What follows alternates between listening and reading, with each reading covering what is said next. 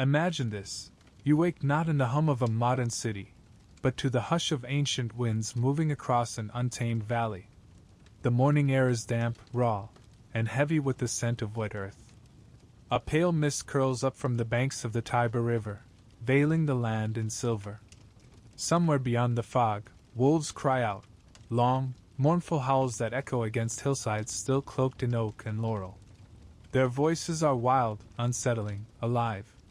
This is not the Rome of marble columns or golden eagles. Not the Rome of Caesar's triumph or Cicero's speeches. No. That world is centuries away. Here, there are no paved roads, no senators in white togas. Only forest, river, rock, and blood. A land balanced on the knife edge of survival. And yet, from this wilderness will rise something greater than any tribe, greater than any kingdom. An empire of legions and law. But its beginning? Its first breath? It was not written in history books.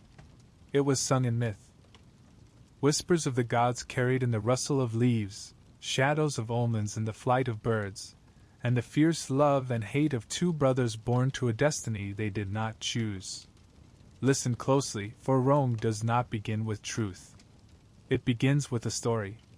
You see, the Romans themselves, those practical builders of roads, aqueducts, and armies, could never quite explain their own birth with plain history. They didn't claim their city began with documents, with treaties, with the ink of scribes. They claimed it began with a legend. A story as wild and dangerous as the land itself.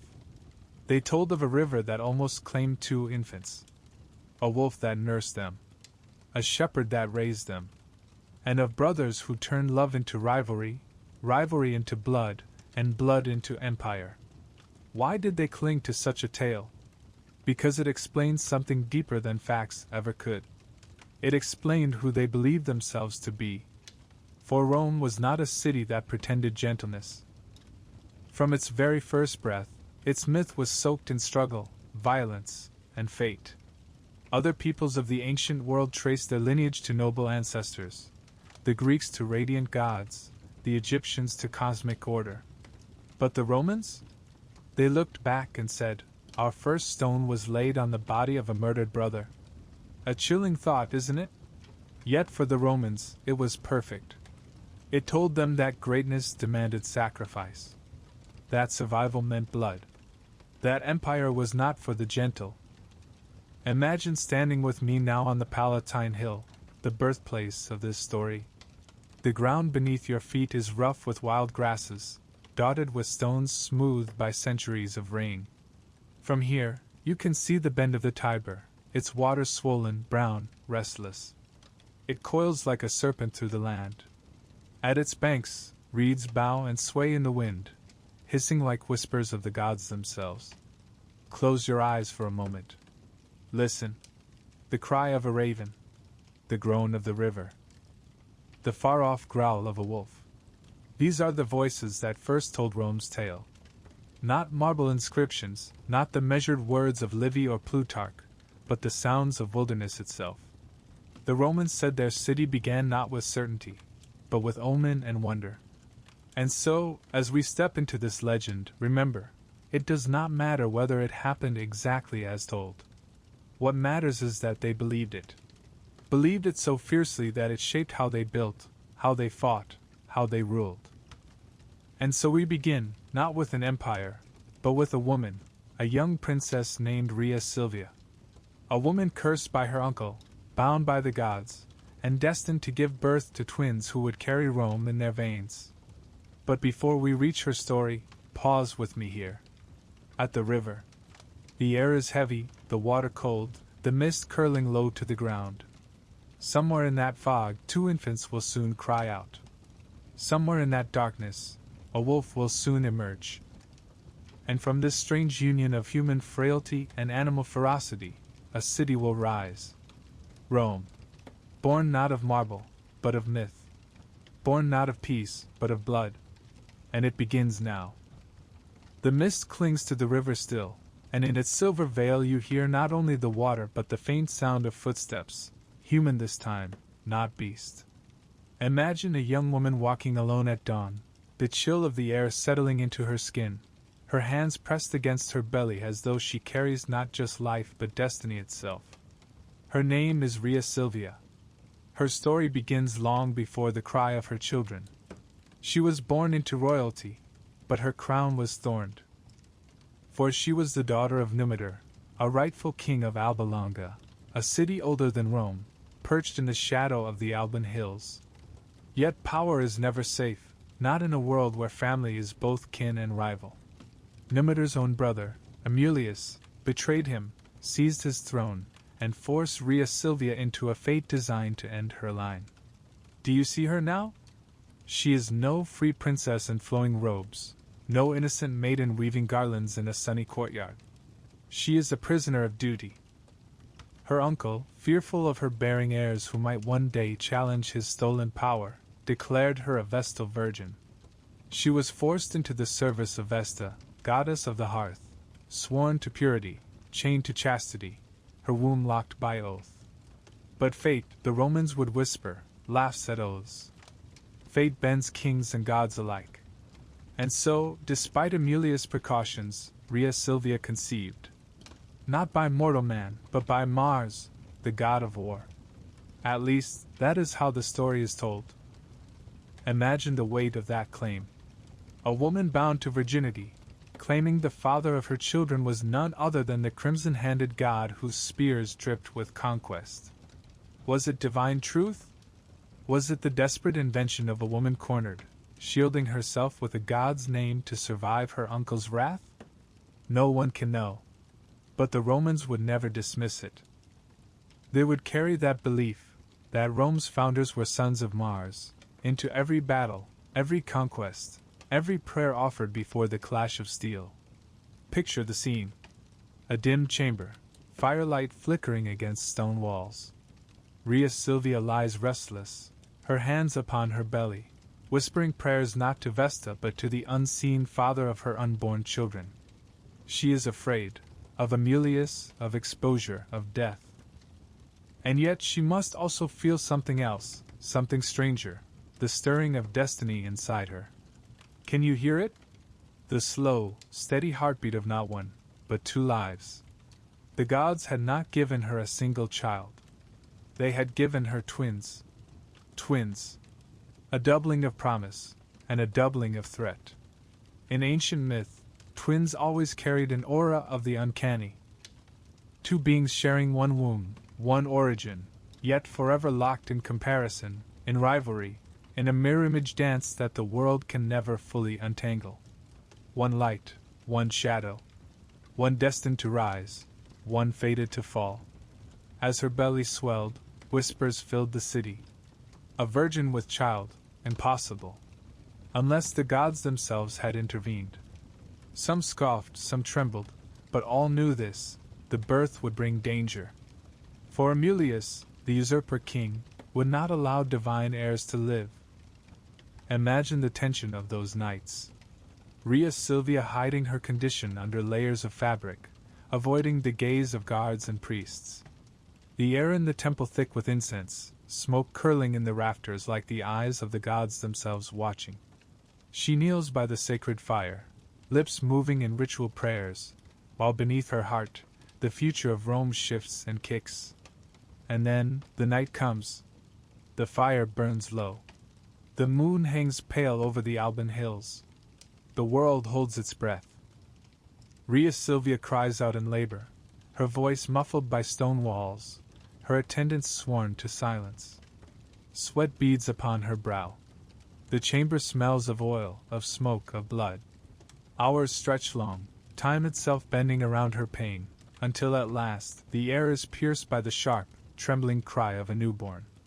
Then another. 2 sons. 2 heirs. 2 sparks that would one day set the world aflame. She looks upon them, her hands trembling as she gathers their small, wrinkled bodies to her chest. Their eyes are still sealed by birth, their limbs weak, their cries thin, and yet already there is something fierce about them. As if Mars had truly touched them, as if war itself had breathed into their lungs. Romulus. Remus. Their names are not yet spoken, but they are already written in the marrow of fate. For a fleeting moment, the chamber is filled with peace. A mother's lull, the slow hush of infants finally calmed, the warmth of skin against skin. But outside those walls, danger prowls. Amulius' spies are everywhere. News of the birth will reach him soon, and when it does, the king will act. And so, before their lives have truly begun, the twins are already marked for death. Pause here with me. Feel the weight of that silence after the cries fade. Two infants sleeping, their breaths soft against their mother's skin. A woman holding them, torn between love and terror. Outside, the river still roars, the wolves still call. It is as if the whole world knows, something has been born tonight that will not be easily extinguished. And so the legend grows darker. Amulius will not allow these sons of Mars to live. He will send men to seize them, to tear them from their mother's arms, to carry them down to the river that churns like fate itself. For in the world of kings, power leaves no room for rivals. But the Romans who told this story always leaned close here, lowering their voices, letting the tension build. Because they knew, even when kings conspire, even when infants are abandoned, fate is not so easily defied. The Tiber is waiting. The she-wolf is waiting. Rome itself is waiting. And so we drift now, from the chamber of birth to the cold waters of the river, where the next part of the legend begins. The cries of the twins have faded into soft breaths. But outside the chamber where Rhea Silvia cradles them, the world is not still. The city of Alba Longa stirs, restless with whispers. Rumor is a thing with wings, and tonight it flies quickly. Amulius, the usurper king, sits in his hall when the first report reaches him. Imagine him there, a man with years of power carved into the lines of his face, his eyes sharp as blades, his heart hardened by betrayal already committed. He had once taken the throne from his own brother, Numitor, casting him aside without pity. To seize a crown is to be forever haunted by its fragility. And so Amulius has lived in vigilance, in suspicion, knowing that every shadow might hold a rival, every womb might carry a threat. The news strikes him like cold iron. His niece, Rhea Silvia, the woman he had bound in chastity to prevent an heir, has given birth. Not to one child, but to two. 2 boys. The hall falls silent as the words are spoken. Torches hiss in the draught, their flames bending as though even fire itself recoils from the omen. Amulius' hand tightens on the arm of his seat, knuckles pale. 2 sons. And not just any sons. The whispers say their father is Mars. Can you imagine the terror beneath his anger? For to a king who rules by theft, the idea of rivals born with divine blood is unbearable. He can kill men. He can silence dissenters. But how do you kill destiny? How do you strike against the will of the gods? Still, Amulius does what all tyrants do when fear coils around their hearts. He chooses violence. He summons his guards, men armored in bronze and leather, their faces shadowed by the torchlight. His voice is low, but every word carries venom. The infants are to be taken. Taken from their mother, torn from the breast that feeds them. Cast into the river, he commands. The Tiber will swallow them. The gods themselves will not pluck them from its grasp. Imagine the footsteps echoing through stone corridors, the clatter of spears against shields as the soldiers march. Rhea Silvia hears them coming. She clutches her sons tighter, her heart pounding with a mother's instinct that needs no god to stir it. When the door bursts open, she cries out, but her voice is no match for steel. They seize her, wrenching the infants from her arms. She screams their names though they have not yet been given. She curses her uncle, calling on Mars, on Vesta, on every god of sky and earth to witness this crime. Her voice cracks, her nails draw blood on the arms of the men who hold her, but it is no use. Picture the scene, a young mother collapsed on the floor, her arms empty, her hair tangled across her face. Her cries follow the guards as they vanish into the night, carrying the swaddled infants toward the river. And Amulius? He does not flinch. He believes he has solved the problem. He believes the water will do his work for him. Yet the Romans who told this story must have smiled grimly here, for they knew the arrogance of kings is often their undoing. Walk with me now down to the river bank.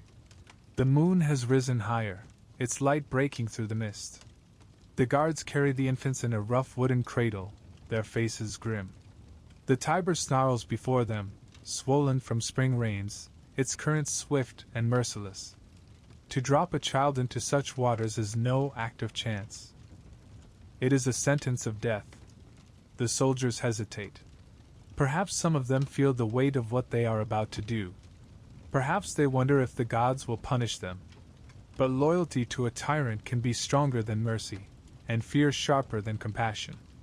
With a shove, they set the cradle adrift, watching as the current seizes it and pulls it into the dark. There. The deed is done. 2 infants abandoned to the river. A mother left in despair. A king reassured of his throne. Or so it seems. Pause here, and listen. The water roars, yes. The current churns. But does it sound like hunger, or does it sound like guardianship? The Romans believed the river itself was a god, Tiberinus, lord of the waters. And Tiberinus, they said, took pity. The cradle does not capsize. It does not sink. It floats, carried safely along the bends and eddies, away from the soldier's eyes, away from the king's reach. This is the moment where myth and nature blur, where a story steps beyond history. For whether by divine hand or chance of current, the river spares them. But before we follow the cradle downstream, let us turn back for a moment to Amulius himself. Imagine him seated once more in his hall, satisfied, certain that the problem is solved. He drinks his wine, he closes his eyes, he sleeps. Yet in the silence of night, perhaps even he dreams uneasy dreams, of wolves howling in the distance, of omens circling above the hills, of a city yet unborn rising to overthrow him. For the truth of tyrants is this: their cruelty never kills what it seeks to kill. It only delays it. And so the cradle drifts on, rocking gently in the current, 2 small figures sleeping within, their breaths rising and falling in perfect rhythm. Around them, the night is alive. Owls call from the trees. The reeds rustle. The moon casts its pale glow across the water, and somewhere in the shadows, a she-wolf stirs. The story is not yet ready for her arrival. But she is waiting. Always waiting. The river is restless, its surface shifting with silver ripples under the moon. You can almost feel the pull of its current tugging at your ankles as you stand on the bank, watching the wooden cradle spin and bob. 2 tiny lives wrapped in cloth, too fragile for such waters, too small for such a wild night. And yet, the cradle does not overturn. The Romans believed the gods favored destiny with strange kindnesses, subtle mercies hidden within the chaos of nature. And so they told it this way: Tiberinus, the river god himself, guided the flow. Imagine him now, a spirit of water rising from the depths, his body formed of glistening currents, his hair like foaming spray. He reaches for the cradle with hands of liquid strength, not to drown, but to protect. The current softens around the bundle, carrying it with care rather than fury, as though the river itself knows what the world does not, that these children are meant to live. The cradle drifts past jagged rocks, past the roots of willow trees that claw into the water's edge. Froth breaks around it, but still it stays afloat. Each bump, each turn, should have been the end. Yet the waters cradle them as tenderly as their mother once did. Do you hear it? The hush of reeds brushing against the wooden sides. The whisper of wind over water, like a lullaby. The river, usually so merciless, becomes a nurse that night. At last, the current carries the cradle to the foot of the Palatine Hill. There, at a place where the waters bend and slow, the cradle drifts into shallows tangled with reeds. The earth rises slightly, forming a small patch of solid ground. It is here the river leaves them, as if laying the children gently at the threshold of fate. The infants stir. One whimpers, the sound thin and fragile in the night air. The other kicks, tiny fists waving. The cradle rocks to stillness, half on shore, half in water. The mist curls low around it, and silence falls once again. For a moment, all seems still. But listen closely. Footsteps move through the darkness. Not human ones. Pause. The soft pad of a creature moving with predatory grace. The air carries a musk of wildness, sharp and primal. Eyes, yellow and unblinking, glint from the shadows. A she-wolf emerges. Imagine her form, lean, powerful, her fur dark against the pale light, her breath steaming in the cold air. She has come to the water's edge, perhaps searching for prey, perhaps led by instinct, perhaps, as the Romans believed, guided by the gods themselves. She pauses. Her ears flick. Her nose twitches, catching the scent of something strange. Not prey. Not danger. Something softer, smaller. She approaches the cradle. Here, the Roman's voice is lower, almost reverent. For what follows is not nature as we know it. It is miracle, it is myth. The she-wolf bends her head, peers into the cradle. Two infants lie there, weak, defenseless, their tiny mouths opening in hungry cries. The sound pierces the night. And the wolf, the predator, the devourer, does not strike. She does not bare her teeth. Instead, she lowers her body, curling around the cradle, her warmth enveloping it. She nudges the children with her muzzle, a mother's gesture, not a hunter's. And then, astonishingly, she feeds them. Her milk flows, sustaining them as their human mother no longer can. Picture it, two infants, lips pressed to the body of a wolf, drinking the life that will keep them alive. Her amber eyes glow in the moonlight, watchful, protective. The mist gathers around them like a shroud, as though the whole night bends to guard this moment. To the Romans, this scene was not grotesque but sacred. It symbolized something fierce and essential about their identity. Rome was not nursed by softness. Rome was not cradled in luxury. Rome was born of wildness, of survival against impossible odds. Its first nourishment came not from palace halls but from the breast of a wolf, a beast of cunning, of hunger, of untamed strength. Pause with that image. Do you feel the shiver it carries? For this is no gentle nativity scene. It is primal, raw, edged with danger. And yet it is life. It is hope. Night deepens around them. The river hums low, the wind sighs through the reeds, and the she-wolf keeps watch. Her ears twitch at every sound, her body tenses with every movement in the shadows, but she does not abandon them. These are her young now, claimed by the wild. Imagine being there, crouched just beyond the trees, watching in disbelief. Would you not tremble? Would you not whisper that the gods themselves had sent her? That fate had woven a thread no king could cut? And so the miracle of survival is sealed. The infants who should have drowned sleep warm against fur. Their cries are silenced not by death, but by milk. Their story continues. But destiny is never satisfied with one guardian alone. Soon, footsteps will come again, heavier, slower, human this time. A shepherd named Faustulus will stumble upon this sight, and his heart, like the rivers and the wolf's, will turn toward mercy.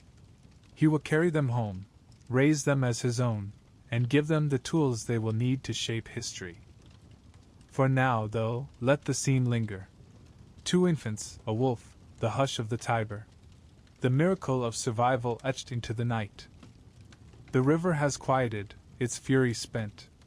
The cradle rests against the reeds, tilted half on earth, half in water, as though suspended between two worlds, the realm of the living and the abyss of death.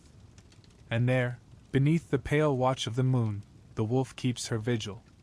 She is no ordinary beast.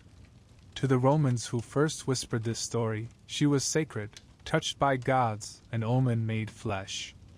They called her Lupa. The word carried weight, echoing with both reverence and fear. A wolf was danger incarnate, predator of shepherds, scourge of villages. To live beside her was to live beside death's shadow.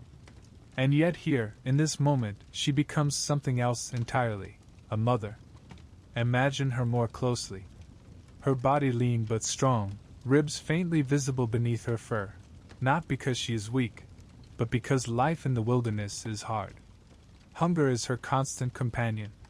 Her paws are scarred from battles fought beneath trees and moonlight, her teeth sharpened on bone. She has killed before, and she will kill again. But tonight, instinct turns another way. The infants stir. Their cries pierce the darkness, fragile, uncertain. The wolf lowers her head. Her breath brushes their skin, warm and rank with the scent of meat. They whimper, yet do not recoil. Somehow, impossibly, there is trust. She stretches out, curling her body into a circle around them, a living wall of warmth. Then comes the moment that stunned every Roman who ever heard this tale. She feeds them. Picture it, 2 human infants pressing their lips to a wolf's body, drinking the milk meant for her own cubs. It is both grotesque and holy, a mingling of worlds never meant to touch. Her amber eyes glow in the half-light, unblinking, alert to every rustle in the reeds. She is fierce, protective, untamed. To the Romans, this was no accident of nature. It was a symbol, a prophecy in flesh. They saw in that wolf the essence of their city to be. Rome would be a child of wilderness, hardened by hunger, sharpened by danger. Rome would not grow from gentle mothers or silken nurseries, but from the teeth and milk of a beast that knew only survival. Pause with that. Feel the weight of it. Rome was not born in comfort. Rome was not born in peace. Rome was born beneath the eyes of a wolf. The scene lingers in the imagination. Night stretches on. The wolf dozes, but lightly, every ear twitch betraying vigilance. The children's tiny breaths rise and fall. The river gurgles beside them, as though whispering secrets only gods can hear. What must it have looked like, to stumble upon such a sight? And indeed someone does. The Romans told that shepherds sometimes saw her. Imagine a man walking at dawn, staff in hand, cloak rough upon his shoulders, his flock grazing in the distance. He hears a cry, not of lamb, not of wolf, but of child. He parts the reeds, peers into the hollow beneath the Palatine, and there it is, a wolf, her muzzle raised, her flank pressed against 2 swaddled infants. Would he not freeze in awe? Would he not drop his staff, his mouth dry with the strangeness of it? In later centuries, Romans would mark this cave with shrines. They would call it the Lupercal, sacred ground where beast and god conspired to keep destiny alive. Priests would come here, garlanded in skins, to honor the wolf who once bent her body to human need. But for now, it is only night, only mist, only the quiet bond between predator and child. Let me draw you further in. Imagine you are standing there yourself, hidden among the reeds. You see the wolf's fur bristle as she hears your breath. Her head turns, eyes catching the light, and for a heartbeat you fear she will lunge. Yet she does not. She lowers her gaze again, returning to her strange litter. It is as though she knows, these children are not to be touched by harm. They are claimed, protected, bound to something greater than you can understand. And perhaps, in that moment you too would feel it, the chill of recognition, the prickling certainty that you are witnessing not mere chance, but the hand of fate. The Romans believed their city was destined to rule the world, and they looked back to this scene as proof. For what other people could claim such a birth? What other nation could say, our founders drank the milk of a wolf, our blood is mingled with wilderness, our cradle was guarded by a predator-made mother? It gave them a story to cling to, one that hardened their pride and sharpened their will. When they marched to war, they marched with the wolf at their backs. When they raised their banners, they raised them beneath the shadow of her amber eyes. But even miracles cannot last forever. The wolf will not keep them long. She is wild, after all, bound to her own life, her own hunt, her own cubs. She has done her part, kept them alive through nights that should have ended them, given them warmth and milk when no human hand dared intervene. Now fate must bring another guardian, one of flesh and village, who can raise them toward manhood. And so the story turns. A shepherd will come, a man named Faustulus. He will see them in the wolf's care and, instead of recoiling, he will step forward. He will take them from the beast, not as prey, not as burden, but as sons. But before we leave her, let us give her one last moment. The she-wolf lies with her head resting on her paws, the children nestled against her side. Her breath is steady, her ears flick at the night sounds, her tail twitches in half-dream. She is not gentle, she is not tame, but she is theirs. And in that union, human and beast, hunger and milk, fragility and ferocity, Rome itself is conceived. When Romans told this story by firelight, they did not smile. They spoke it in hushed voices, with the weight of reverence. For they knew, this was no ordinary mother. This was the she-wolf, the first guardian of Rome. And so, beneath the Palatine hill, 2 infants slept while a wolf kept watch.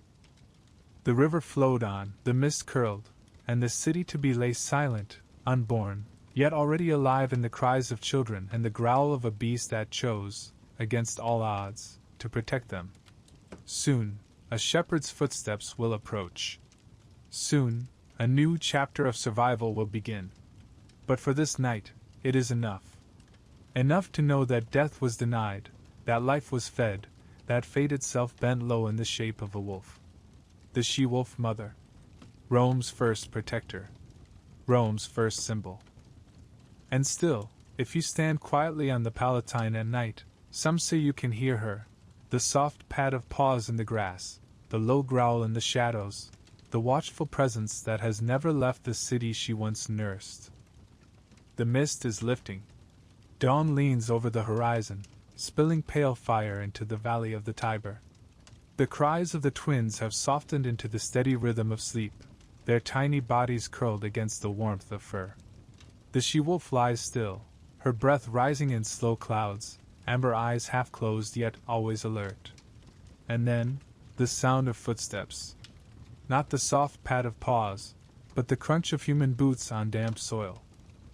A shepherd walks this way, staff in hand, cloak wrapped close against the morning chill. His name, as the Romans told it, was Faustulus. He is not a king, not a warrior, not a priest. He is a man of the hills, a keeper of flocks, a husband, a father, an ordinary soul in a land of ordinary struggles.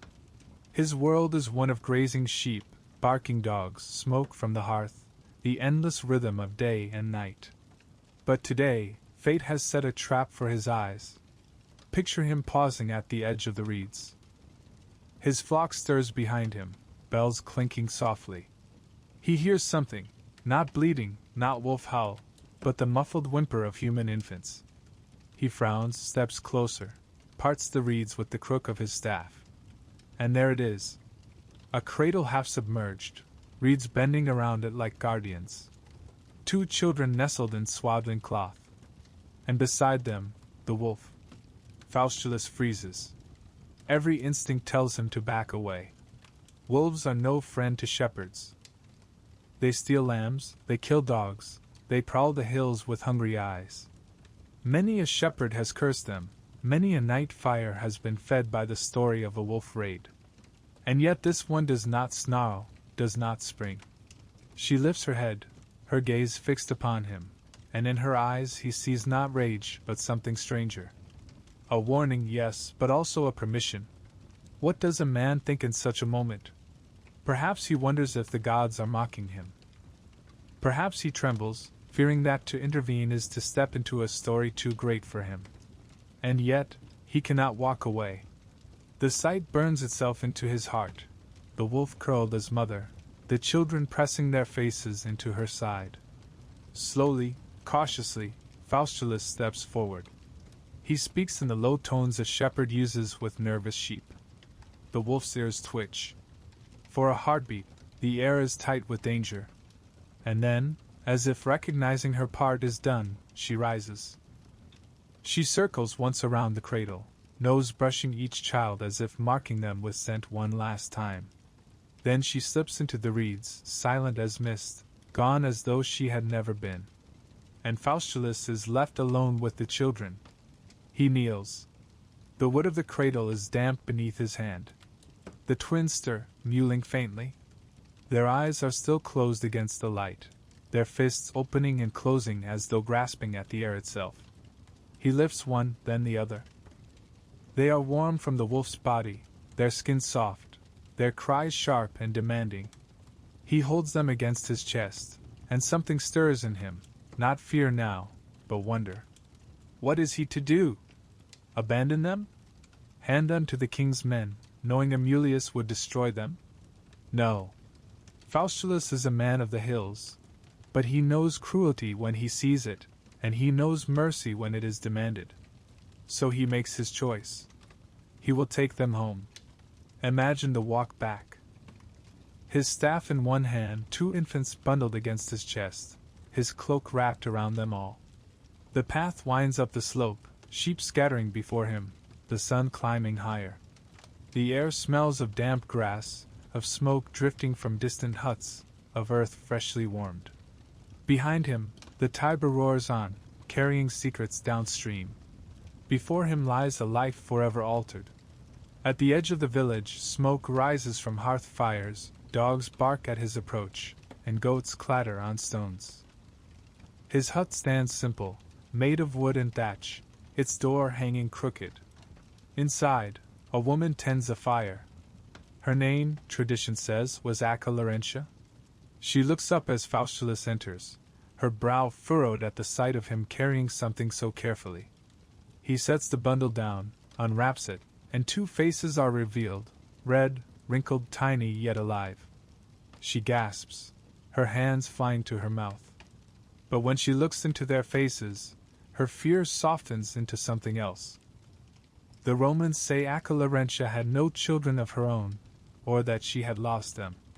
Perhaps grief still weighed upon her. Perhaps her arms had ached for something to hold. And so when these infants were laid before her, she did not question. She took them into her embrace as though they had been hers all along.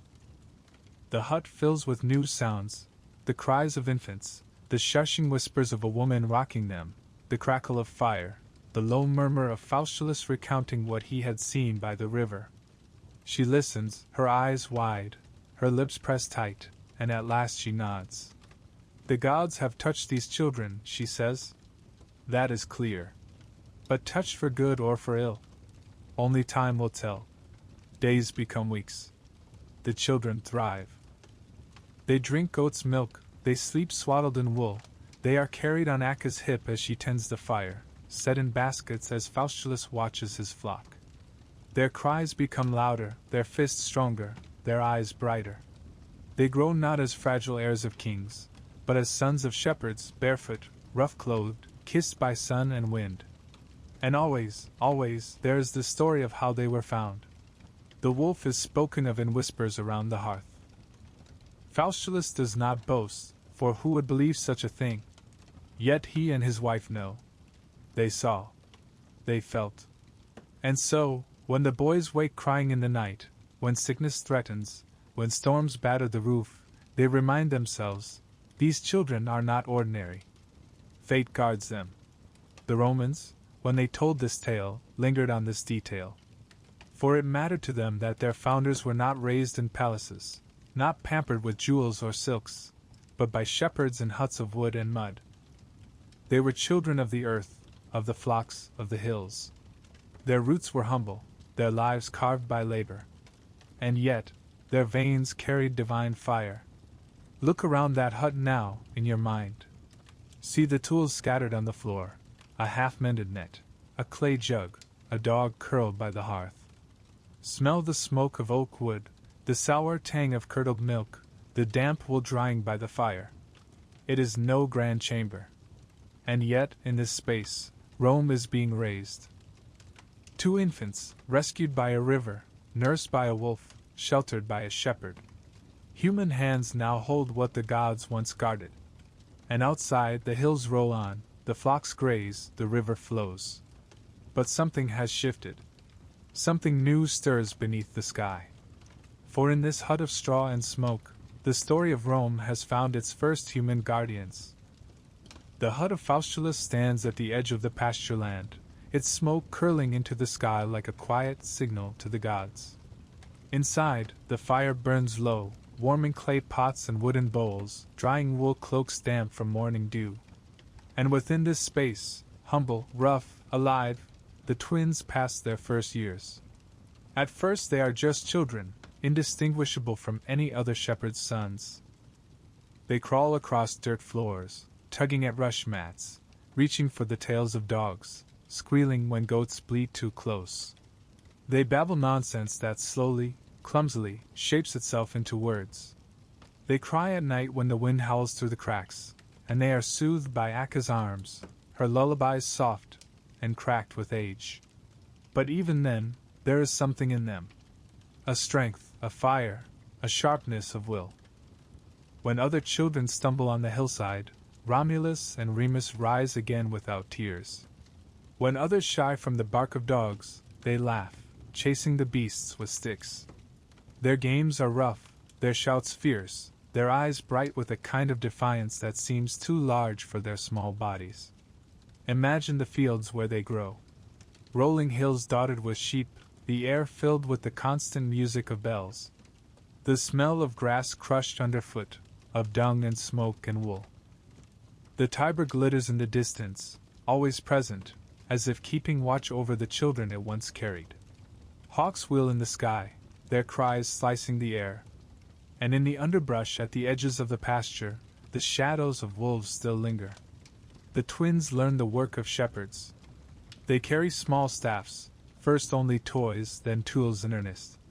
They help drive the flock, their voices already commanding those still high with youth. They mend nets, gather kindling, scatter grain for chickens. Their hands harden, their skin darkens beneath the sun, their feet grow callous from running barefoot over rock and soil. But their play is never just play. Their games carry the seed of war. One day they pretend to hunt, fashioning bows from bent wood, arrows tipped with bone. Another day they stage battles, one leading half the village boys, the other leading the rest, hurling clouds of dirt as missiles, charging with wooden swords. They tumble and wrestle in the dust until their bodies are bruised, their laughter hoarse, their tempers quick to flare and quicker to cool. Even then, you can see it, Romulus, more steady, more calculating, his gaze always measuring. Remus, more daring, more reckless, his voice louder, his fists faster to fly. Two halves of one origin, bound together yet already different in the way they meet the world. Faustulus watches them with pride and unease. He has told them nothing yet of their true birth, though the secret weighs heavily in his mind. For now, they are his sons, wild, strong, beloved. He guides their hands when they set traps, teaches them which herbs heal and which poison, shows them how to read the sky for weather, how to listen for danger in the silence of the forest. He tells them old tales by the fire, stories of gods and heroes, stories of betrayal and revenge. Their eyes gleam in the firelight, soaking up every word, every omen. Acca, too, shapes them. She teaches them the patience of tending fires, the rhythm of weaving, the songs that mothers hum when the night is long and sleep is slow to come. She scolds their fights, binds their cuts, kisses their foreheads when fevers break. And yet she knows, as all mothers know, that her hold on them is only temporary. They are not meant for flocks and huts forever. Something in them is too great, too fierce, too hungry. The village feels it as well. Other boys follow them, eager to be part of their games, their hunts, their mock battles. When danger threatens the flocks, when wolves circle at dusk or thieves lurk near the paths, it is Romulus and Remus who leap first to defend. Their bravery becomes talk by the hearth, whispered with pride, sometimes with unease. For shepherds live by caution, but these boys do not know caution. They know only defiance. And always, in the distance, the hills of Alba Longa rise. The town where Amulius still reigns, where Numitor still languishes in the shadows of memory. The boys do not yet know it, but their footsteps already echo toward that place. Pause here and imagine them at 12, perhaps 13. The height of boys, but the strength of young men. Their arms lean with muscle from climbing, carrying, fighting. Their eyes quick, their voices deepening. Romulus' face set with thought, Remus lit with mischief. They stand on a ridge, the wind in their hair, looking out at the valley spread below them. Sheep graze, dogs bark, smoke rises from huts, and yet they gaze beyond it all, as though something far larger waits just out of reach. The Romans who told their story lingered on this period of their lives, for it explained what came after. These were no sheltered princes, soft from palaces. They were hardened by earth, by work, by hunger and cold. They were sons of shepherds, brothers of wolves, their boyhood marked not by luxury but by struggle. And that, the Romans believed, was the truest preparation for greatness. For Rome itself, when it would rise not as a kingdom of ease but as a fortress of endurance. It would not soften its people. It would sharpen them, as childhood sharpened Romulus and Remus. So see them now, 2 boys running barefoot over the hills, dust rising behind them, staffs in hand, laughter echoing into the evening. Behind them, the hut of Faustulus glows with firelight. Before them, the land stretches endless, waiting. They do not yet know their lineage. They do not yet know the weight of destiny. But already, Rome is growing in them, in their strength, in their daring, in their unyielding will. And soon the truth will be revealed. Soon they will learn who they are. Soon, the games of shepherd boys will give way to battles for a kingdom. But for now, let them run. Let them fight in dust and laugh beneath the stars. Let them grow among shepherds, wild and fearless, until the day comes when fate calls them by name. The boys have grown tall. Their voices no longer ring with the shrill cries of children but carry the weight of young men. Their muscles are corded from labor, their hands calloused from staff and sling, their faces weathered by wind and sun. Among the shepherds, they are no longer just boys. They are leaders, protectors, the ones others look to when danger prowls. But destiny does not stay hidden forever. It begins quietly, as most great turns do. A quarrel with neighboring herdsmen, perhaps, a raid across pastures, sheep stolen in the night. Romulus and Remus are quick to defend their flock, quick to strike back. Fists fly, stones are hurled, staffs clash like swords. In the scuffle, Remus is captured by men loyal not to Faustulus, but to the king's wardens. Dragged into Alba Longa, bound and beaten, Remus is accused of theft, of trespass, of rebellion. His captors speak his name before magistrates, and though they do not know it, the sound of it stirs old memories. An elder, perhaps even Numitor himself, hears it, the name of a boy who seems too fierce, too bold, too strangely familiar to be only a shepherd's son. And so, beneath the stone walls of Alba Longa, whispers begin. Who is this youth? Whose blood runs in his veins? Faustulus hears of Remus' capture. Fear seizes him, for the secret he has guarded all these years now trembles on the edge of revelation. He tells Laurentia that the time may have come. They cannot keep the truth buried forever. Romulus must know. Remus must know. Imagine the weight of that moment. A shepherd, humble, rough-handed, turning to 2 young men and saying, "You are not mine. You were never mine. You are the sons of Rhea Silvia, daughter of Numitor, rightful king. You are heirs of Alba Longa. You are grandsons of a throne stolen by blood." Picture Romulus and Remus, their eyes wide, their jaws set, listening as the story unfolds. The cradle adrift on the Tiber. The wolf who nursed them. The day Faustulus found them and carried them home. Their mother, Rhea Silvia, condemned by Amulius, her sons cast away to die. Their grandfather Numitor, stripped of his crown, left to live in shadow. How do they feel? Shock, perhaps. Rage, surely.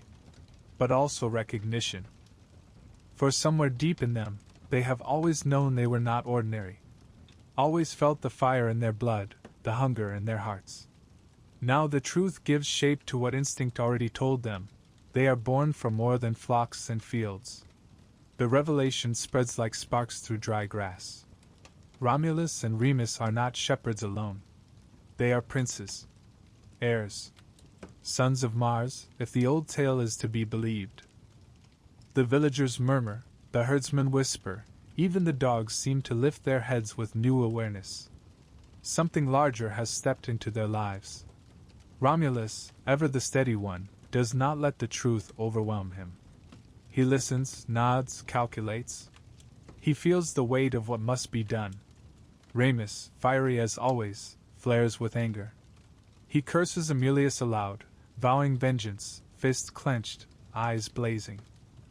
The balance of their natures, the calm and the storm, stands revealed, and together they vow to act. They will not remain in the hills. They will not tend sheep while a tyrant sits on their grandfather's throne. They will rise. So Romulus gathers the young men of the flocks, those who have fought beside them in games, who have bled with them in skirmishes. Remus rallies them with his voice, sharp and commanding. Shepherds become soldiers. Boys become warriors. Staves become spears, slings become weapons, courage becomes their armor. The hills, once filled only with the bleating of sheep and the barking of dogs, now ring with the sounds of preparation. Stones are sharpened, wood is carved, men whisper vows by firelight. And in Alba Longa, Amulius hears rumor of unrest. He laughs at first. Shepherds? A threat? Yet unease curls in his stomach. He has heard such laughter before, the laughter of kings who thought themselves secure. Always it ends the same. Pause here. Feel the shift. Childhood is gone. Innocence is gone. The truth of their origins has burned away the last of their shepherd's cloak. They are heirs now. Avengers. The blood of Mars, the legacy of Numitor, the fury of suns denied their birthright, all of it surges within them. They march toward Alba Longa, the place of their mother's sorrow, the place of their grandfather's humiliation. Romulus steady at the front, Remus fierce at his side. Behind them, the shepherds chant, the sound rolling like thunder over the hills. This is no longer play. This is no longer survival. This is justice, sharpened to a blade's edge. The Romans, when they told this story, leaned close here, their voices low, their eyes bright. For they saw in this moment the essence of their city, men who refused to accept stolen power, men who rose from obscurity to claim their fate, men whose very origins were a miracle of defiance. And so the truth of their birth, once hidden, becomes a fire that cannot be put out. The tyrant Amulius will soon feel its heat. But for now, let us linger at the edge of the city, where the walls of Alba Longa rise, pale in the morning light. Within those walls waits a king who thinks himself secure, and an old man who has long dreamed of justice. Two brothers stand ready to cross that threshold, their staffs and slings in hand, their hearts alight with the knowledge of who they are. Sons of Rhea Silvia, grandsons of Numitor, children of Mars. And with that truth burning in them, the storm is about to break. The streets of Alba Longa echo with shouts, the clash of arms, the cry of the overthrown. Amulius, who once sat smug upon his stolen throne, lies broken by the hands of the very boys he cast away. The tyrant is no more. Numitor, their grandfather, is restored to his place, aged but unbowed, a crown returned that never should have been taken. He looks upon the twins with wonder. Grandsons he had mourned as dead now stand before him as avengers, tall and strong, eyes burning with the fire of Mars. In their victory, justice has been restored. The old king embraces them, his arms trembling, his lips whispering blessings. And yet, victory does not still them. Romulus and Remus look out from Alba Longa's walls and see not peace, but possibility. For though they have restored Numitor, Alba is not their city. Its stones are ancient, its spirit bound to the past. The twins feel something restless in their blood, something that pulls them beyond these walls. At night, when the fires burn low and the village sleeps, they walk together to the riverbank. The Tiber flows wide and dark, carrying the reflection of the stars. The reeds whisper, the current roars, and the air seems charged, as though gods lean close to listen. Here, where they were once abandoned, the brothers begin to dream. Remus is the first to speak, his voice quick, eager, alive. Why remain bound to Alba, Romulus? Why serve a crown that belongs to another? We were not saved by fate to linger in shadows. Let us build. Let us make a place of our own, a city stronger than Alba, stronger than any yet seen. Romulus listens, his gaze steady upon the river. His mind, ever patient, turns the idea over like a stone in the hand. A city, he murmurs. Yes. A city by the Tiber. Where the river spared us, where the wolf nursed us, where destiny first touched our lives. A city not inherited, but born. Ours. The air between them hums with the weight of that vision. Not just a town, not a village, but a city. Something that will last, something that will grow, something that will outlive them. Can you feel it? This is the moment Rome begins, not with marble, not with legions, but with a dream whispered on a river bank by two young men staring into the dark. The Romans who told this story always paused here, letting their listeners imagine it. The brothers standing side by side, their shadows long in the moonlight, their eyes burning with something no shepherd's life could contain. In that moment, they were not avengers, not princes, they were founders. But a city does not rise from vision alone. It must have ground, walls, people, law. And so the brothers begin to walk the hills, their steps slow, thoughtful, as though the very earth must be consulted. The Palatine rises steep and proud, its slopes clothed in grass and trees. The Aventine stretches nearby, broader, more spacious, its summit catching the morning sun. Between them, the Tiber bends, the land fertile, the water strong, the position commanding. Romulus stops upon the Palatine's crest. He places his hand upon the soil, feeling its firmness. Here, he says. This hill, close to the river, defensible, strong. A place fit for walls. Remus shakes his head, laughter sharp in his voice. The Aventine, brother. Wider, richer, better for the life of a city. Do you not see it? Our people will need space, not cliffs. The disagreement is small at first, the kind brothers have had since childhood. But beneath it runs something deeper. Two visions, two wills, two destinies that have walked together until now, but cannot walk side by side forever. Still, they do not yet quarrel. They turn again to the river, letting its roars soothe their pride. Together they imagine streets winding between huts, fires burning in hearths, cattle lowing in pens, children running over stones. They imagine altars smoking with sacrifice, markets alive with trade, warriors sharpening blades for battle. They see not a village, not a town, but a heartbeat, strong and unyielding. Do you feel it, Romulus? Remus whispers. I do, Romulus replies. It is as though the earth itself waits for us to raise it into greatness. The dream swells in them, as if Mars himself has bent low to whisper in their ears. Rome is not yet built, but already it breathes in their imaginations. And you, walking with them now, can almost hear it too. The clang of iron upon stone, the shouts of builders, the rumble of carts upon new-laid roads. A city rising from wild ground, fed by blood, sharpened by will. Rome. Not yet walls, not yet gates, not yet marble. Only a vision. But visions are where empires begin. Pause and let the silence stretch. The river moves, the wind stirs, the hills stand waiting. Two brothers gaze upon the land, their hearts alight with a dream that will outlive them both. They do not know yet what price this dream will demand. They do not know that its birth will require blood. But already, the shape of it gleams before them, bright as fire in the dark. Rome. A city dreamed beneath the moon, beside the river, in the hearts of twins born of a god, raised by a wolf, guarded by a shepherd. And soon the dream will become stone. The river still roars, steady and eternal, but between the brothers silence has begun to stretch. They stand upon two hills, Romulus on the Palatine, Remus upon the Aventine, and each sees a city rising beneath his feet.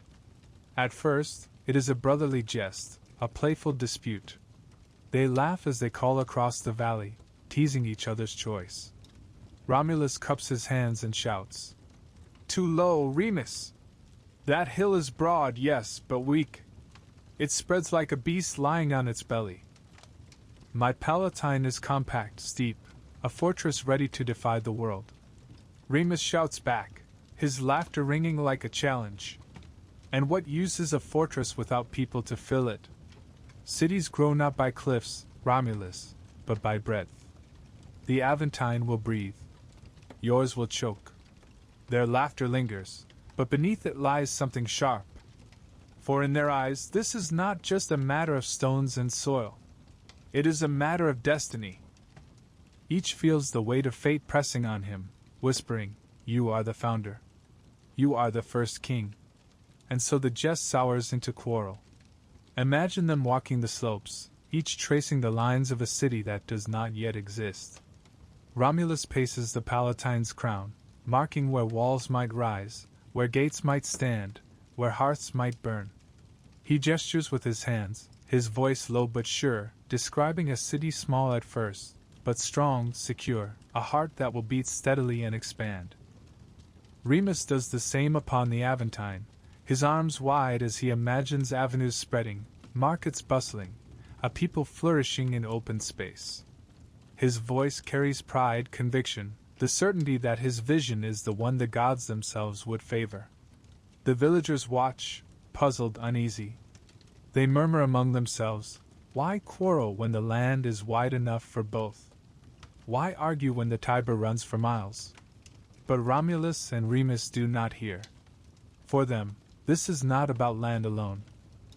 It is about the right to be first, to be remembered, to have the city bear his mark, his name. The Romans who told this story centuries later knew the weight of this quarrel. For it was not just a sibling rivalry, it was the seed of their city's nature.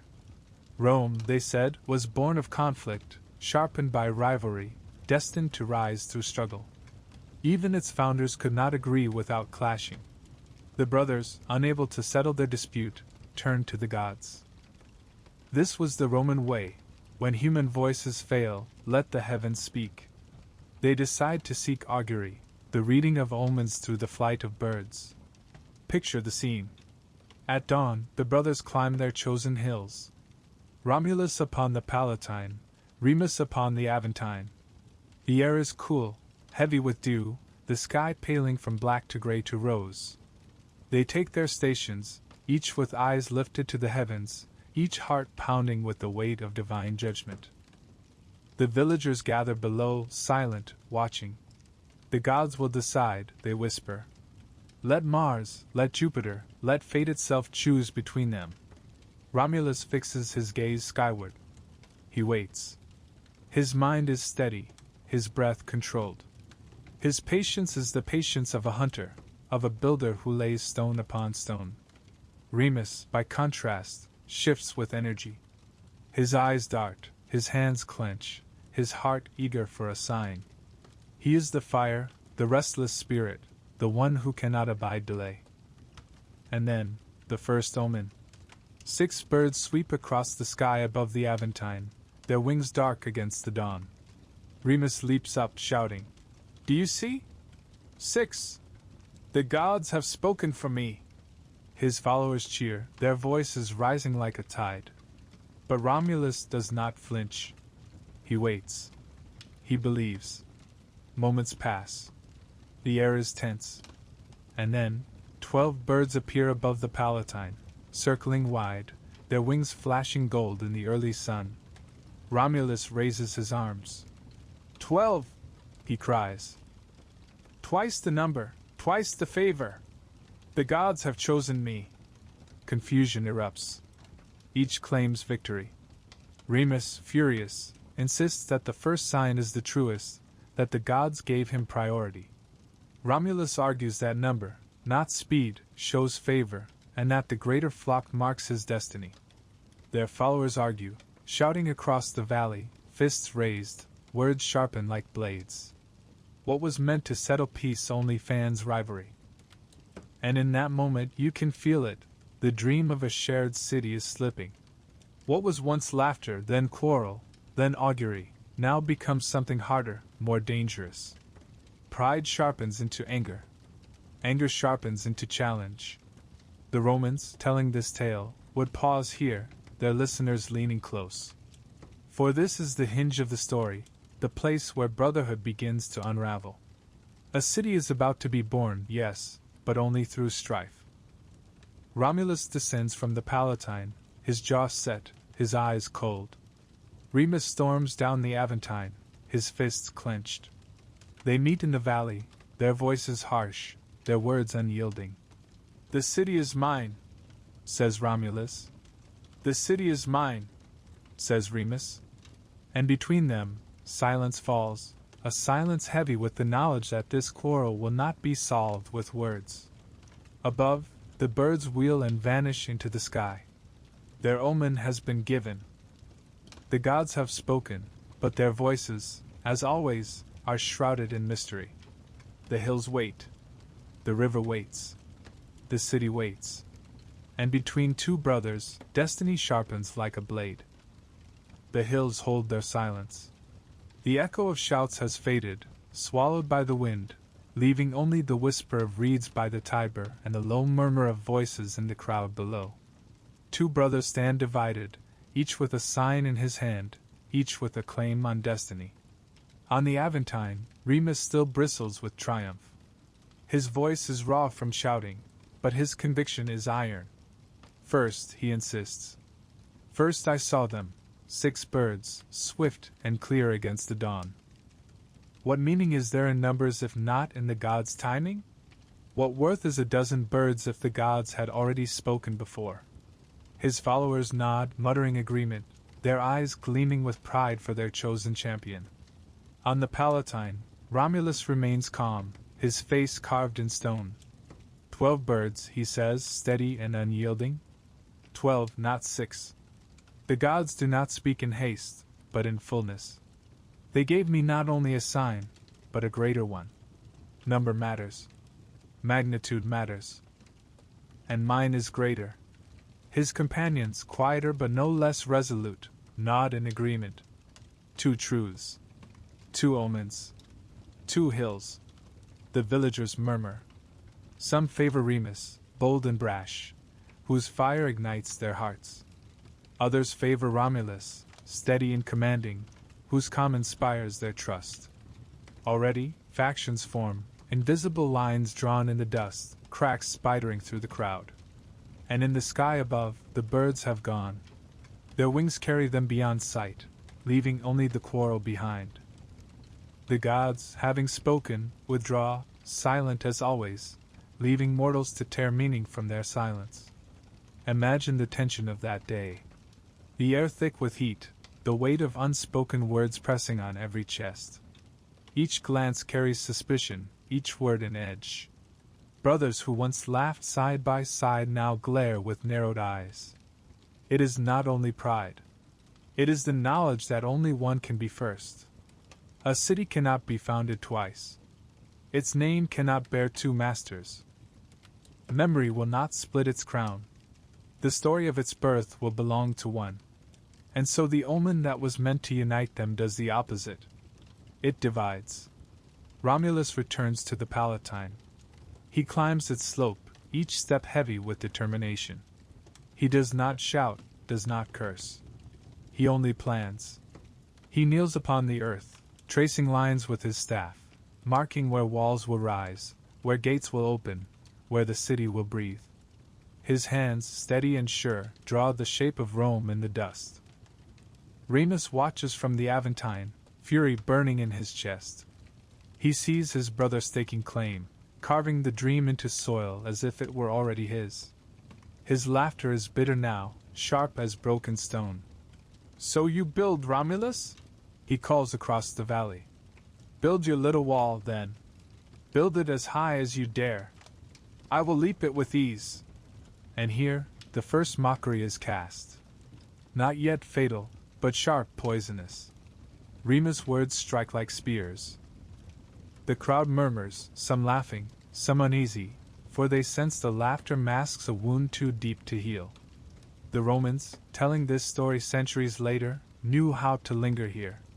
They understood that this quarrel was not trivial. It was a mirror of their own world, disputes of power, rivalries of families, omens twisted to serve ambition. They saw in Romulus and Remus the eternal truth, that greatness is never shared, that destiny is ruthless, that even brothers cannot escape the pull of division. So the brothers drift further apart. At night, the fires of their camps glow on separate hills. Two circles of light, two gatherings of men, two dreams burning in the dark. The wind carries their voices faintly across the valley, Romulus low, steady tones, Remus sharp, fiery shouts. The river flows between, its waters murmuring like the voice of fate, impartial, eternal. And beneath the stars, the gods watch in silence. Do they smile? Do they mourn? Do they, perhaps, whisper to themselves that this too is necessary, that only through blood can a city strong enough to rule the world be born? The next day, Romulus begins his work. Stones are lifted, furrows drawn, foundations marked. He builds not yet walls of strength, but walls of intention. Each stone laid is a declaration, this is mine. This is Rome. Remus circles, watching. His laughter grows harsher, his jibes sharper. "Is this your city, brother? These stones barely knee-high? A child's play, a shepherd's toy. Look how easily I cross!" He leaps the half-built wall, striding into Romulus' space, mocking, daring. His followers cheer, jeer, revel in the spectacle. Romulus' jaw tightens. He does not strike, not yet. He only bends again to his work, placing another stone, tracing another line. His silence is heavier than words. But silence cannot hold forever. The omen of birds has divided them. The mockery of walls will wound them deeper. The laughter of one will become the rage of the other. And soon, very soon, blood will fall upon the soil where Rome is being born. The sign that divided them was not only in the sky, but in their hearts. The birds were only a mirror. The true division lay within, two wills, two destinies, two kings where there could be only one. And so the Palatine and the Aventine, once only hills, now become symbols. One will rise in memory, crowned by a city eternal. The other will sink into shadow, remembered only by the echo of his defiance. The omen has been given. The choice has been made. The gods have spoken, but their voice is not in the sky now. It is in the silence before the storm. And the storm is coming. The Palatine hill stands quiet in the morning light. The mist has lifted, the grass glistens with dew, and the river below murmurs its endless hymn. Upon this hill, Romulus bends to his task. His hands are rough with work. He gathers stones from the slopes, some carried by his followers, others pried loose by his own strength. The stones are not yet grand, no marble, no polished brick, but rough and heavy, torn from the earth itself. He sets them in a line, one after another, marking the skeleton of a wall. With each stone placed, his vision takes shape. He drives his staff into the soil, scratching furrows that mark where streets will run, where gates will stand, where homes will gather in clusters. His gestures are measured, his mind precise. To the eyes of others, it may seem nothing but scattered stones. To him, it is already Rome. Around him, the young men who follow his lead labor as well. Some haul wood for posts, others drag stones, others sharpen stakes. Sweat glistens on their foreheads, their backs ache, but their voices carry pride. For they know they are part of something larger than themselves, a beginning. From the Aventine, Remus watches. His arms are crossed, his jaw set, his laughter simmering beneath the surface. At first, he says nothing, only observes. His eyes track the line of the furrow, the pile of stones, the men straining to lift them. And then, unable to contain himself, he lets the laughter spill. "Walls?" he calls across the slope, his voice loud, sharp, mocking. "Is this what you call a city, Romulus? A shepherd's fence? A line of rocks any man can step across?" The workers glance uneasily at one another, but Romulus does not look up. He sets another stone in place, pressing it firm into the soil, his face calm, unreadable. Remus strides closer, his steps deliberate, his voice rising. "Do you think the gods will honor this? That Jupiter himself will look down and say, 'Ah, here is Rome, marked by a ditch and a pile of dirt'? No, brother. This is nothing. Less than nothing." Still Romulus does not answer. His silence is heavier than words, a wall in itself. And so Remus grows bolder. He leaps forward, crossing the line Romulus has scratched, his boots scattering dirt. "Look!" he shouts to the crowd. "This is Romulus' wall, and I have crossed it with ease." What good is a boundary that cannot keep out a brother? What good is a city that cannot defend itself? The men laugh nervously, some cheering, others murmuring unease. The sound echoes across the hill like the clatter of weapons before a battle. Romulus pauses. At last he lifts his gaze. His eyes meet Remus, and in them there is no laughter, no jest.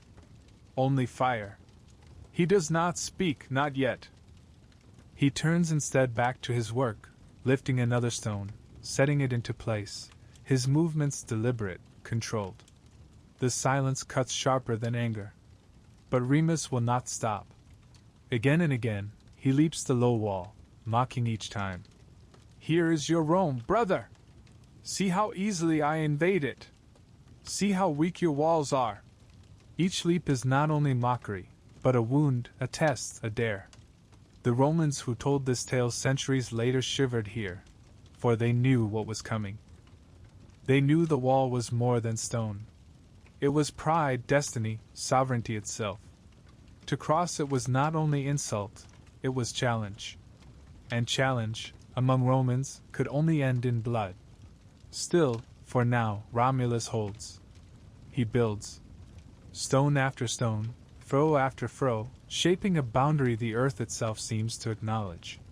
His silence grows heavier, pressing on every man who watches. Until at last, even the air trembles with the weight of it. The Palatine and Aventine stand opposed, two hills like rival kings. On one, Romulus builds. On the other, Remus mocks. Between them lies a line of stones, fragile yet sacred, a boundary that will not survive the day. Pause with me here. Do you feel the stillness before the storm? The hush of men holding their breath, the tension of gods watching from above, the quiet thrum of fate tightening its grip. These walls are more than walls. They are destiny traced in stone. They are Rome's first shape, fragile, uncertain, but alive. And they are about to be baptized, not with water, not with blessing, but with blood. The building is not done. The wall is not yet high, not yet strong. But already, its meaning is sharp enough to wound. Already it divides brother from brother, laughter from silence, mockery from fury. Romulus bends once more, placing another stone. Remus circles once more, ready to leap again. The air tightens. The men watch. The gods lean closer. And with each stone placed, each laugh uttered, each heartbeat passed, the story moves closer to the moment when brotherhood will break, and Rome will rise from the shadow of fratricide. The Palatine lies heavy in the afternoon sun. The wall is still low, a line of stones, a furrow scratched into earth, yet already it is more than soil and rock. It is a boundary, a claim, a city in its first fragile breath. Romulus kneels beside it, his hand pressing another stone into place. His movements are calm, deliberate, steady as the river. But behind his calm, fire coils. He feels it in the tightness of his jaw, in the weight of his silence. His brother's laughter echoes still, sharp as iron against stone. Remus circles the wall. His eyes glint with mischief, but beneath the mischief is pride, wounded and raw. He cannot abide Romulus' silence, cannot abide the image of his brother bending over stones as if the gods themselves had chosen him. Each stone laid is an insult to him, each furrow scratched a denial of his claim. And so he leaps again. Over the stones, across the furrow, his body arcs against the sky. His boots strike the soil inside the line Romulus has marked. He throws up his arms, laughing loud, his voice carrying down the slope. Behold the wall of Rome! A wall so mighty that Remus crosses it without effort. The men laugh, but uneasily now. For the jest has soured. They see the fire in Romulus' eyes, the strain in his shoulders, the silence that no longer feels patient but dangerous. Romulus rises. Slowly, steadily he stands, his shadow stretching long across the half-built wall. His hand grips his staff, knuckles white, veins pulsing. He looks at Remus, not as a brother, not as a twin, but as a trespasser. A rival. Remus meets his gaze, defiant, laughing still, though the laughter cracks at its edges. What is this wall to you, Romulus? Stones and dirt? Do you think it makes you king? Do you think the gods favor your lines more than mine? Watch, I will leap it again. He turns, ready to spring once more, ready to make a spectacle of Romulus' work. And then, it happens. Romulus moves. A flash of motion, swift, sharp, final. His staff, some say a spear, some a stone, some the very tool with which he built the wall, strikes. The blow lands hard, shattering laughter into silence. Remus falls. The earth drinks his blood. It seeps into the soil where the wall is rising, dark and hot, staining the ground that will one day bear Rome.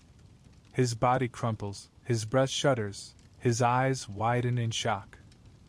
For a heartbeat silence holds, the stunned silence of men who cannot yet believe what they have seen. Romulus stands over him, chest heaving, eyes burning. His voice is low, steady, cold. So perish whoever crosses these walls. So perish whoever mocks Rome. The words hang in the air like thunder. They are not only a curse. They are a law. The first law of Rome, sealed not with ink, but with blood. The men murmur, their faces pale, their hearts trembling. They look at Romulus not as a brother, not as a shepherd's son, but as something more, something harsher. They see in him the shadow of kingship, the ruthlessness that will shape their city. Remus lies still. His laughter has gone. His mockery is ended. His name will live, but in shadow, forever bound to the story of blood spilled on the Palatine. And Romulus does not weep. He does not falter. He turns back to his wall, to his stones, to his furrows. He bends again to his work, as if nothing has changed, though everything has. His silence is no longer the silence of patience. It is the silence of command. Pause here with me. Feel the weight of that moment. The air heavy with the scent of blood, the sun glaring down upon two brothers divided forever. The wall stands not yet finished, but already eternal, for it has been consecrated. Not with sacrifice of oxen or sheep, but with the life of a brother. The Romans told this story with shivers, with awe, with grim pride. For they knew it spoke truth. Rome was never a city of compromise, never a city of softness. From its very beginning, it demanded ruthlessness. To found Rome was to choose strength over love, destiny over brotherhood. The fatal blow was not an accident. It was a necessity. At least, that is how the Romans understood it. For Rome to rise, Remus had to fall. And so the story presses forward. Romulus builds on, his hands steady, his heart hardened. The wall rises, the line deepens, the shape of a city takes form. And in the soil beneath it lies Remus, silent, his blood mingled with the earth of Rome. The Palatine watches. The river murmurs. The sky darkens with gathering clouds. A storm rolls in the distance, as if the gods themselves grumble at the cost of destiny. But Romulus does not falter. He builds. He rules. He claims. And Rome is born in blood. The Palatine is no longer just a hill. It is consecrated ground. The blood of Remus has seeped into its soil, mingling with the sweat of men and the silence of gods. The wall, still low and rough, has become more than stone. It is a boundary drawn not only upon earth, but upon destiny. Romulus stands at its center. His staff, stained dark, rests at his side. His face is calm now, almost solemn, as though the storm of rage has passed and left behind something harder, colder, unshakable. Around him, men whisper, eyes flicking from his hands to the ground where Remus fell. They do not laugh now. They do not question. They follow. For a brother has died, but a king has been born. Romulus raises his arms. His voice, steady and deep, carries across the hill. This is the place. This is the ground. Here we build not a camp, not a village, but a city. A city that will endure, a city that will rule. The men answer with shouts, uncertain at first, then swelling like thunder. They feel it too, the weight of this moment, the power that clings to this soil. They lift stones, drive stakes, dig furrows. The wall grows higher, steadier, a ring of earth and rock that encircles the hill like a crown. But a city is not only walls. It must have life. Romulus knows this. He calls for homes to be built, huts of wood and thatch, smoke curling into the sky. He orders wells to be dug, fires to be lit, altars to be raised. A city is stone and soil, yes, but it is also breath and flame. And it must have a name. Here, Romulus does not hesitate. He speaks it aloud, firm and final, Roma. From his own name it is drawn, carved from his identity, stamped upon the earth. Rome will bear his mark forever. The laughter of Remus, the mockery of the Aventine, the quarrel of omens, all are silenced by this declaration. This city belongs to Romulus. This city is Romulus. Roma. The word carries like a bell struck for the first time. It echoes across the hills, across the river, into the ears of shepherds and farmers who stop their work to listen. It seems to ripple through the very air, as though the gods themselves take note. And so, Rome is born.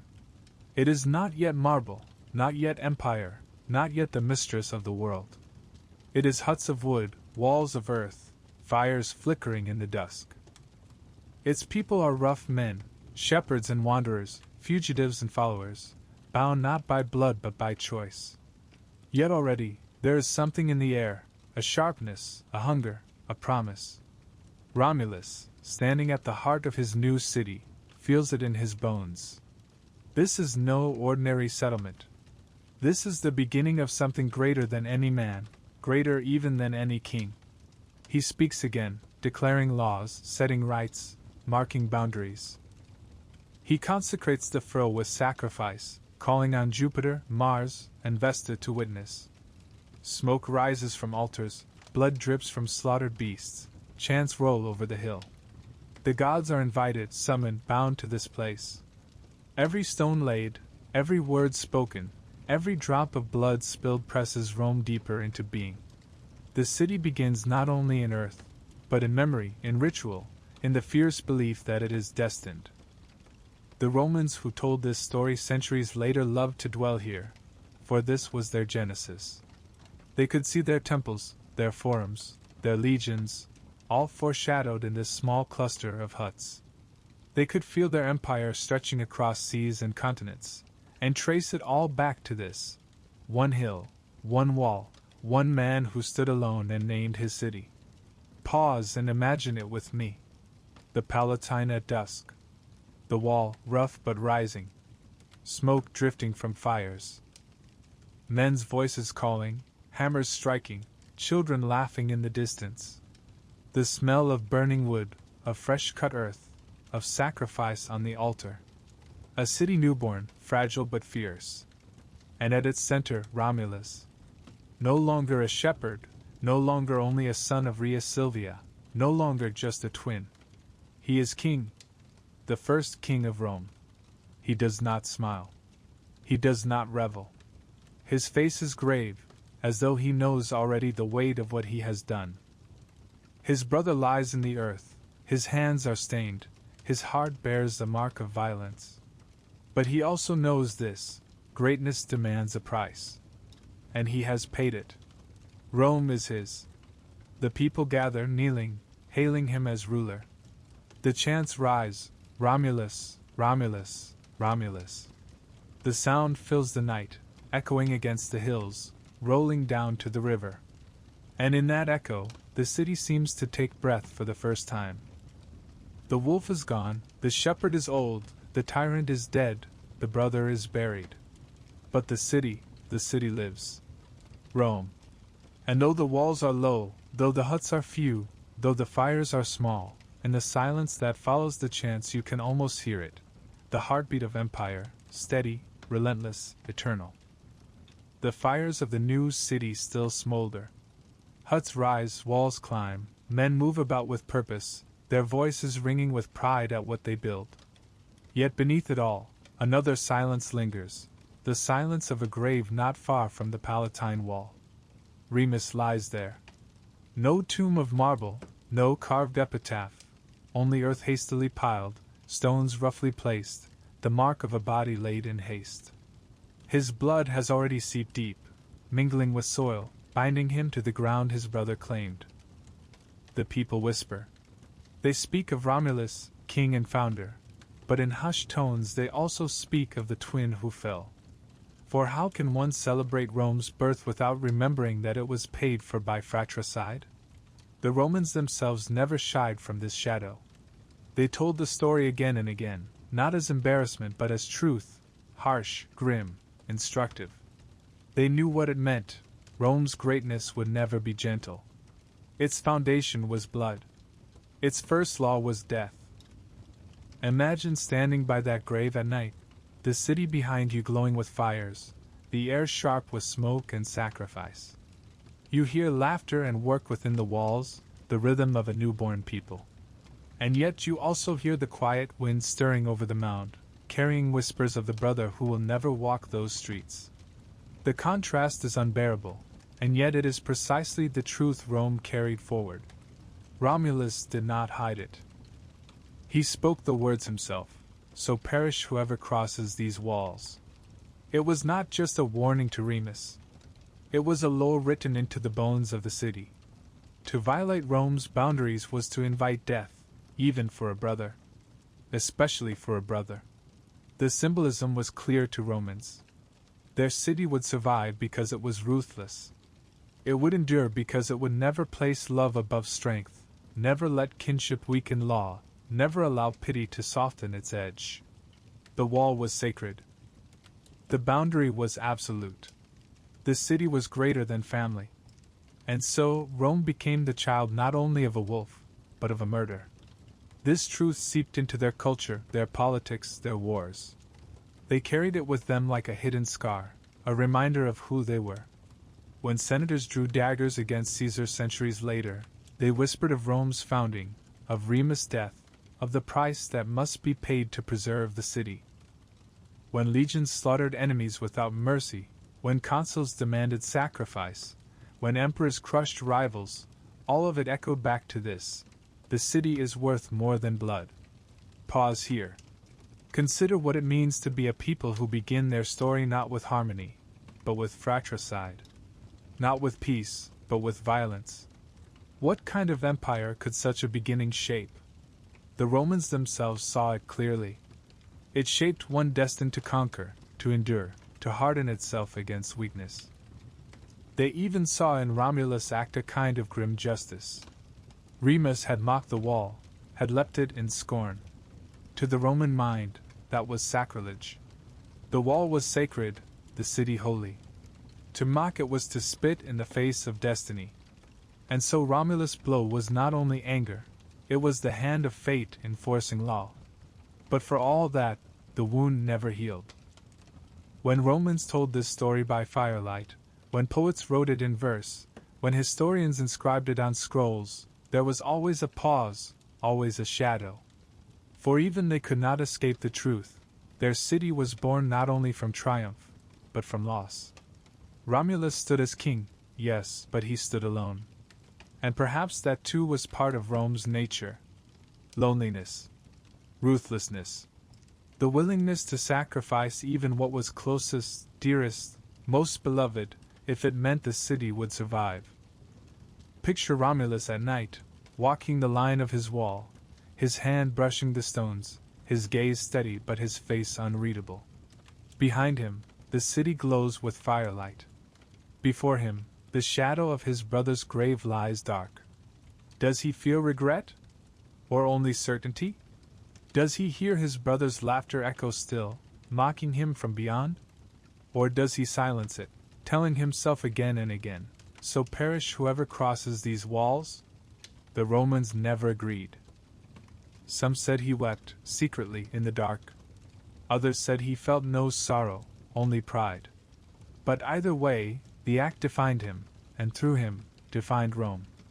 This is the symbolism of fratricide, that greatness is costly, that survival is merciless, that destiny demands sacrifice. Rome embraced it, carried it, never denied it. For in their eyes, it explained who they were.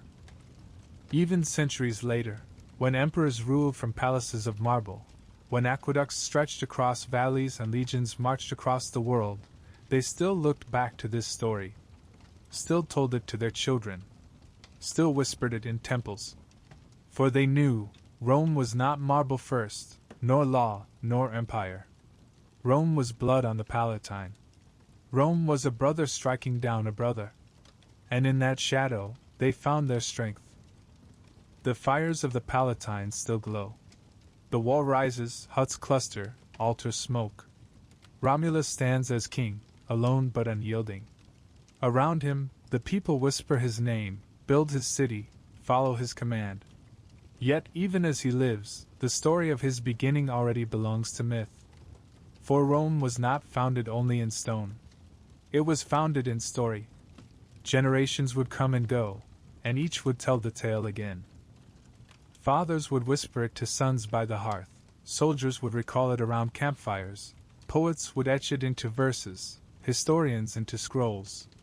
Always the same image, two infants cast into a river, a she-wolf bending to nurse them, a shepherd lifting them into his arms, two brothers quarreling on the hills, one striking the other dead, and a city rising from that blood.